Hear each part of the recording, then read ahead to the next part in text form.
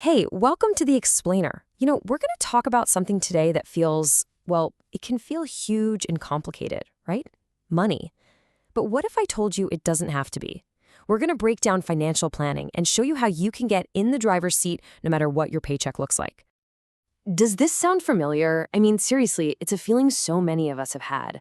My salary is just not enough to even think about this stuff. You're just trying to make it to the end of the month. It can feel like you're not even playing the same game as everyone else. But I promise you, there is a starting line for absolutely everyone. And today, we're going to find yours. Now, this might sound completely backwards, but stick with me. We tend to think financial planning is a luxury, something for people with six-figure incomes. But that is not true. In fact, it's the total opposite. When every single dollar counts, having a plan isn't a luxury. It's your superpower. This isn't about restriction. It's about power. It's about telling your money what to do, not the other way around. Okay, so before we look at a single number, a single spreadsheet, we have to start with the most important part of this whole thing, your mindset. Honestly, this is everything. It's the shift from letting your money happen to you happening to your money. It's deciding right now that you're the one in charge. So let's look at the two sides of the coin. There's the passive approach, right? Where money just kind of happens. You feel like your income is too small to even bother, and maybe I'll save, whatever's left at the end of the month, if anything. Then there's the proactive approach. This is where you say, no, I control my money. This plan is going to help me squeeze every bit of value out of my income. And the big one, I pay myself first. We're going to talk a lot more about that one. And really, it all boils down to this idea: financial responsibility. And listen, that's not a scary, boring term. It's just a decision. It's the moment you decide to stop being a passenger and grab the steering wheel. It's not about blame or what you did last year. It's a choice you make today to build the future you actually want. And that is the true first step. Okay, mindset is locked in. Now let's get practical. It's time to build your map. And please forget everything you think you know about budgets. We're not talking about some miserable, restrictive thing that makes you feel bad about buying a coffee. No way. This is a forward-looking map, a guide that shows you how to get where you want to go. So, here it is, the absolute game changer. The one idea that could transform your finances forever. Pay yourself first. Think about it.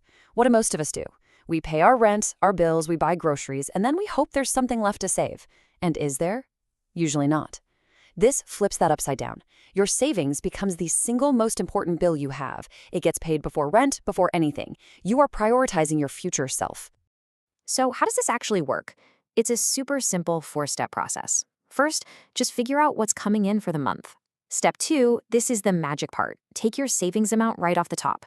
Gone. That's for future you. Then step 3, you handle your fixed costs, the things you have to pay, like rent and utilities. And finally, whatever is left over, that's yours to decide on for food, for gas, for fun. It's simple, and it's all about planning forward. Let's make this real. Say your total income is $2,500.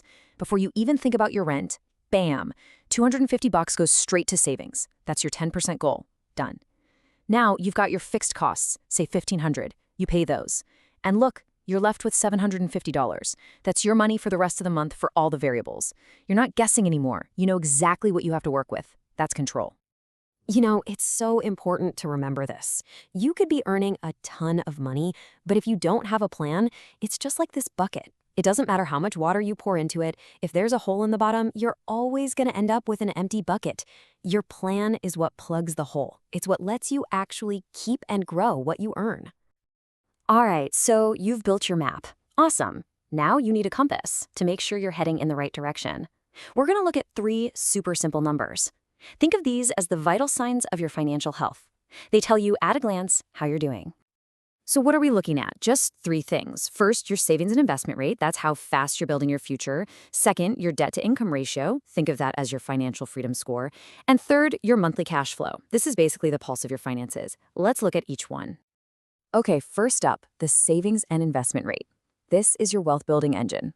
The target here is to put away at least 10% of everything you earn. For every $100 that comes in, 10 of them go to future you. If you can do more, that's amazing. But that 10%, that is a fantastic start to building a truly secure future. Next up, your debt to income ratio. I love calling this the freedom score because that's what it is. It tells you how much of your money is working for you versus how much is going to pay for the past. The goal is to get this number under 50%. That means less than half your income goes to debt, which means you're keeping more of your own money. And finally, the heartbeat, your monthly cash flow. This one is simple. After you've paid yourself first and paid all your bills, is there money left over? Are you in the positive? Even if it's just $1, that's a win. That means your plan is working. You are living within your means, and that is the foundation of everything. Okay, we've covered the mindset and the mechanics. Now I want to end with an idea, an analogy really, that totally changed how I think about all this. It's about shifting from just trying to survive today to building something that will take care of you for years to come. So think about it. When you're just living paycheck to paycheck, it's like you're planting bean sprouts. Sure, they grow fast, and you can eat today. But guess what? Tomorrow, you have to get up and plant all over again. It's this endless cycle, this hamster wheel of financial stress, and it is exhausting. But what if, instead of bean sprouts, you decided to plant a mango tree? Now, a mango tree doesn't give you fruit tomorrow. It takes patience. It takes effort now for a payoff that seems far away. But one day, that tree grows strong, and it provides so much fruit, year after year, with very little effort. It creates abundance. That's what financial planning is. So what does a mango tree look like in real life? It's that consistent savings habit, no matter how small it starts. It's learning a new skill so you can earn more. Maybe it's that side business you've been thinking about, or going back to school. Each one of these is you, planting a seed for your future self. So I'm going to leave you with this one question. What's your mango tree? What is one small seed you can plant starting today? This isn't about some massive, overwhelming change overnight. It's about taking that first small, powerful step toward a future where you don't just survive, you thrive. So, what's it going to be?